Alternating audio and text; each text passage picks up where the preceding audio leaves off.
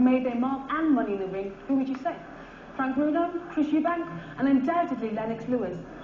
He's worth well over £40 million. But what about the countless others who haven't had that same success? Are the majority of black British boxers risking their lives for small change? Al Malcolm, you are well known as the person who lost to Lennox Lewis. Tell me, what do you remember about the fight? What I remember about the fight, I remember going in there and giving it my best shot. Went out there first round, obviously he threw the punches, boom, boom, boom.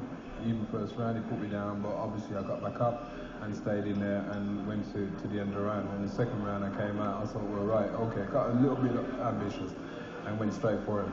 And the attack, obviously, what happened after that is everybody's business at the end of the day. I mean, in the end, what is it that you got out of boxing? I mean, how much money did you make? Are we talking about thousands, hundreds of thousands, or just hundreds? You are joking. I'm not joking. Not as well off as yourself, no. But I came away with, obviously, some cash, but obviously not a hell of a lot I could turn around and go, right, oh, fantastic, I can retire now. Majestic, let me turn to you. You were a former boxer, and now you're a coach in Nottingham. Now, earlier on you said to me quite categorically that you are doing it straight for the money, and like boxers who say that they're doing it for the sport are a bunch of liars. Am I correct in saying that? I wouldn't say that they're a bunch of liars, but... You said that earlier on. No, I didn't say that they were liars. Basically and categorically that it's a two-way situation. Yes, it is for the money. If anybody thinks that they're going to do 12 rounds for the love of the sport, come out and not get paid, then they're on a different level. But the people that you represent, don't you think that you're making a nice fat wallet out of their sweat and blood? I mean, you're making money out of bloody money. No, I've just turned a manager. I'm basically saying that for the work that I do, expenses that I incur, all right, I get my percentage, okay, and that's all that a manager gets is a percentage.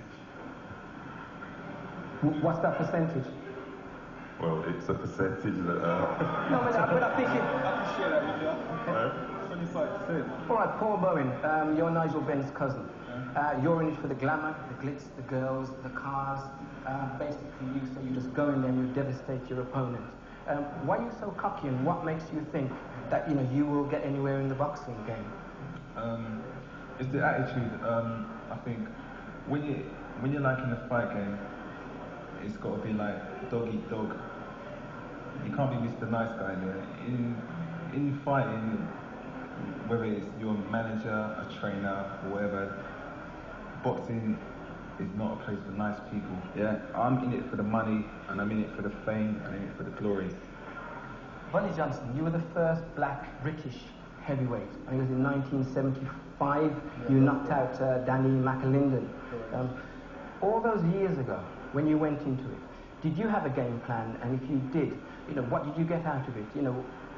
What does Bunny Johnson do now? Well, my game plan at the time, once I decided, to become a professional fighter, you want to earn. As Paul said, you love the game, but at the same time, you go to work, you expect to get paid. I understand the commerciality of boxing, that you had to be successful, and to be successful, meaning winning fights, being able to entertain the public, and therefore your rewards would follow.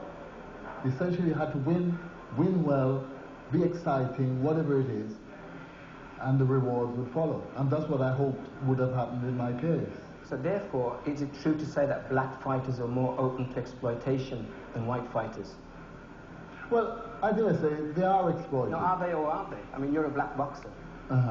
Of course, it goes without saying. Thank you. That they are exploited because they are more vulnerable. Neville, let me just ask you, you've been competing for how many years now? Amateur and professional, 20 years altogether. 20 years. You're what, 32 now? 33 now. 33 now. When are you going to give up? I mean, look what happened to Michael Watson. Are you going to risk going into the ring and that coming out? Because I think every time I see boxing, the thought of two people going in there wanting to knock the hell out of each other, I mean, basically try and kill each other for money. Well, that's the point. There's a risk factor there. But at the same time, it's a man-on-man thing that kind of torments most people. Man-on-man thing? The man-on-man thing. Man hitting the next man to win points, to better themselves, to hurt their opponent. It's that people look at and think, it's dangerous. But at the same time, driving your car is dangerous. in any element of work, business, Formula One's dangerous. Personally, I couldn't go on the back of a horse and jump. Yeah, I couldn't do it. Wouldn't risk it, couldn't trust the horse. But, you know, I mean, you're 33 now. You're still fighting. You know, are you in need of, I don't know, a lot of cash? Come on, be honest with me. Yeah, at the end of the day, I still have the dream. I still want to be the best I can be. And I believe, personally, I can be a world champion. And I've looked after myself well. Today's fighter is a lot better than yesteryear. Today they're looked after. I mean, even less than 30 years ago, fighters weren't expected to last past 30. I'm 33, living proof. We are there. There's other things in life. Fighting, you can't fight forever. And if you stay around the fight game, then you can get hurt. So after a while, what happens with some fighters that they never know when to call it quits, and then they get hurt. You know, listen to Bonnie. Bonnie is a good, well-spoken man, and he came out of the game when he realized he had enough. You know, and he's a great example that people should follow. You have to be realistic of the circumstances on which we're chasing our dream. I used to read a lot about the old champions, and I used to read about the black champions who were not given the opportunity. They fought on and on. When they got the opportunity to, sometimes they win, sometimes they didn't. And sometimes they were chasing that dream, sometimes they had to make comebacks. And I always promised myself that once I retired, I would just quietly go, because I had not able to manage to achieve that dream. Paul, you've heard all of this. Does the glamour, the girls, the cars... Girls? Of course. Girls. Of course. I mean, that all goes with it. That all comes. I mean, you still want to fight after all that you've heard from these people? You're still going to stay in the game? I love boxing. Boxing is something I was born with. I personally think I was born with it. Fighting spirit. But the thing is, when a bell goes, no amount of money is going to make you feel better.